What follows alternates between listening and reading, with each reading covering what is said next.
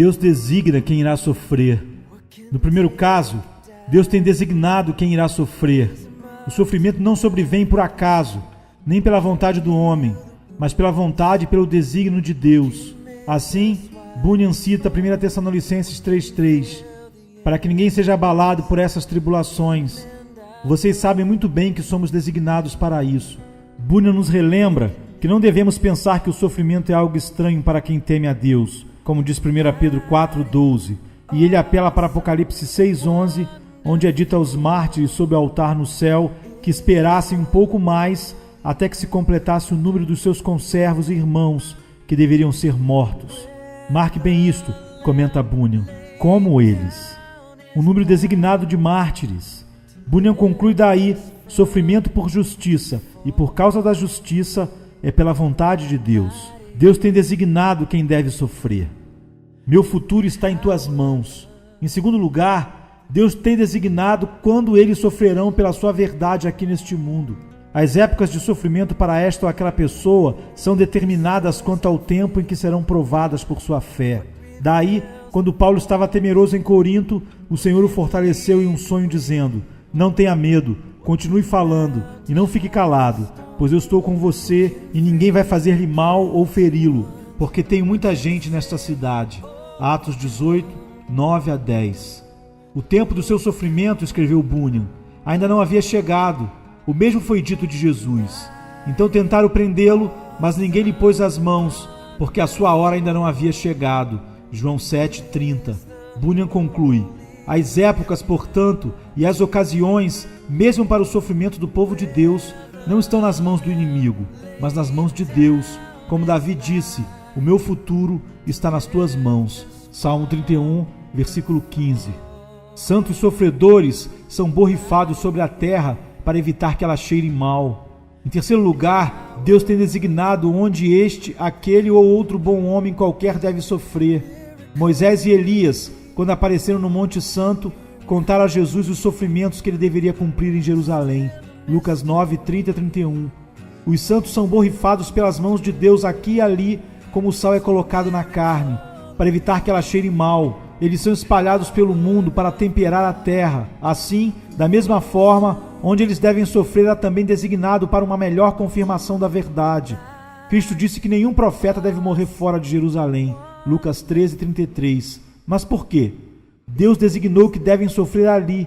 Assim, então, quem, quando e onde estão na vontade de Deus e, consequentemente, são designados por aquela vontade.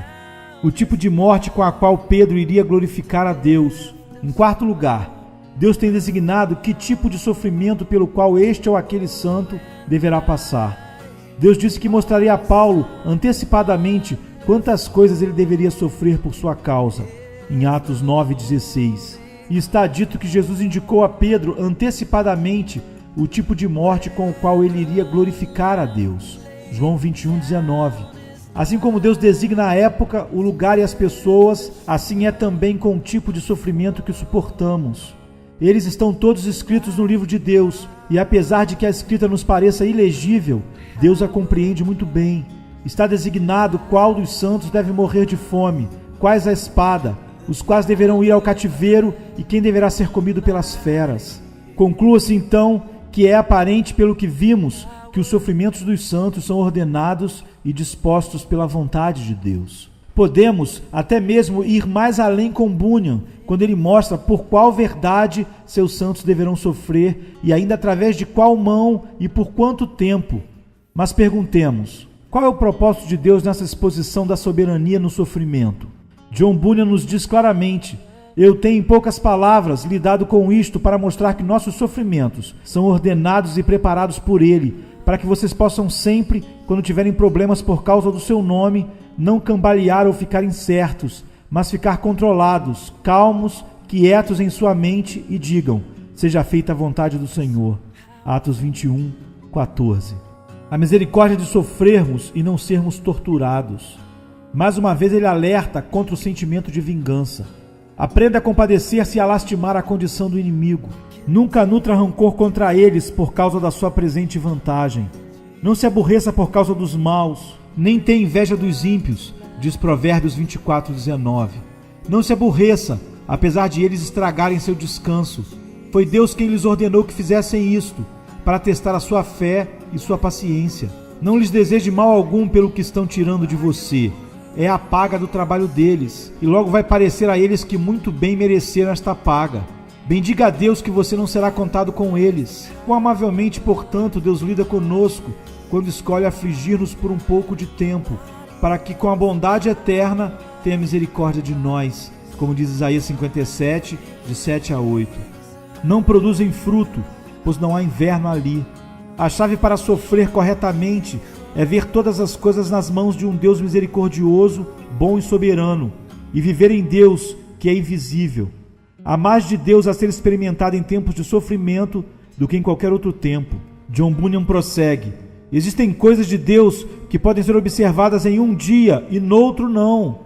Seu poder em sustentar alguns, sua ira em abandonar outros e fazer com que arbustos fiquem firmes, enquanto permite que cedros caiam, o tornar em tolice o conselho dos homens e fazer com que o diabo passe a perna em si próprio, o conceder a sua presença ao seu povo e o abandonar seus inimigos nas trevas, o revelar a retidão dos corações dos seus santificados e a exposição da hipocrisia de outros. Tudo isso são maravilhas espirituais operadas no dia de sua ira, do redemoinho e da tempestade. Temos a tendência de irmos longe demais nos dias calmos e pensarmos que estamos bem avançados e bem mais fortes do que realmente descobrimos estar quando o dia da provação vem sobre nós. Não poderíamos viver sem tais mudanças da mão de Deus sobre nós. Nossa natureza carnal cresceria excessivamente se não tivéssemos nossos invernos no tempo apropriado. Disse que em alguns países as árvores crescem, mas não produzem fruto, pois não há inverno ali.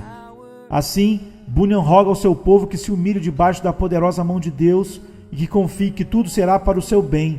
John Bunyan diz: permita rogar-te que não ficarás ofendido, quer com Deus, quer com os homens, se a cruz sobre ti for pesada. Com Deus, pois ele nada faz sem uma causa. Com o homem, pois são servos de Deus para o teu bem. Toma, portanto, agradecidamente o que te vem da parte de Deus através deles. Se estiver em seu coração fugir, fuja. Se alguém perguntar se podemos aproveitar as oportunidades para nos livrar do sofrimento, John Bunyan responde: você pode fazer conforme estiver em seu coração. Se estiver em seu coração fugir, fuja. Se estiver em seu coração ficar firme, fique firme. Qualquer coisa, menos o negar a verdade. Aquele que foge tem autorização para fazê-lo. Sim, a mesma pessoa tanto pode fugir como permanecer, dependendo da chamada e da obra de Deus em seu coração. Moisés fugiu, Êxodo 2,15. Moisés permaneceu, Hebreus 11:27. Davi fugiu, 1 Samuel 19:12. Davi permaneceu, 1 Samuel 24:8. Jeremias fugiu, Jeremias 37:11-12. Jeremias permaneceu, Jeremias 38:17. Cristo retirou-se, Lucas 19:10. Cristo permaneceu, João 18:1-8. Paulo fugiu, 2 Coríntios 11:33. Paulo permaneceu, Atos 20, 22 e 23. Há poucas regras neste caso. A própria pessoa está mais capacitada para julgar sua força atual e qual a força deste ou daquele argumento em seu coração, para fugir ou ficar. Não fuja por temor servil, mas porque fugir é uma ordenança de Deus abrindo uma porta de escape, a qual é aberta por sua providência, e o escape é aprovado pela palavra de Deus. Mateus 10:23 diz: se, portanto, quando você tiver fugido, for apanhado, não fique desgostoso com Deus ou com o homem. Não com Deus, pois você é servo dele, e sua vida e você mesmo lhe pertencem. E não com o homem, pois ele nada é senão a vara de Deus, a qual foi designada neste aspecto para lhe fazer o bem. Conseguir escapar? Ria. Foi apanhado? Ria. Quero dizer, regozije-se. Não importa os rumos que as coisas tomarem, pois a balança ainda está nas mãos de Deus. É isto que Bunyan quer dizer com viver em Deus que é invisível. Esta é a fé que torna a pessoa radicalmente livre, corajosa e intrépida na causa de Deus e da verdade. A vida de John Bunyan não se ergueu da areia, cresceu como uma grande árvore na rocha da verdade de granito, que é a soberania de Deus sobre todo o seu sofrimento. Amém.